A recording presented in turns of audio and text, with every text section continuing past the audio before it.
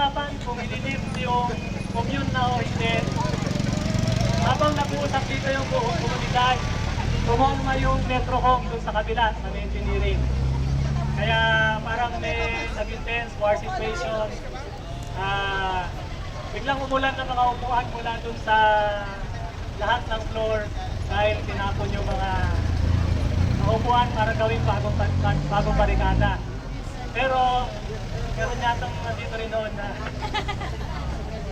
tapos nagkaroon ng delegasyon na pinamunuan ni SP Lopez at hinarap yung kasama yung mga faculty, community, hinarap yung Metrocom, nag-negotiate, atras sila.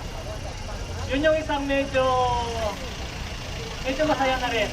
Pero medyo meron din malungkot dahil manaalala. Dahil nung tumatakbo tayo dito, naalala ko noon nung kami pa ay nasa ROTC. Dito pa si Aya. Kasama ko sa Rayadinho Company si Leo Velasco, yung ama ni Aya. At magkabatch kasi kami. Naisip ko rin na tumatakbo tayo para sa pagpupugay kina Karen at kina Sherry.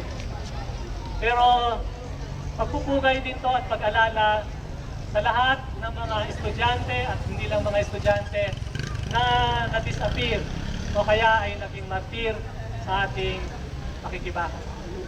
Hindi lang bukod kay Leo, meron pa iba pero hindi ko nababanggitin lahat ng pangalan dahil gagabihin tayo masyado.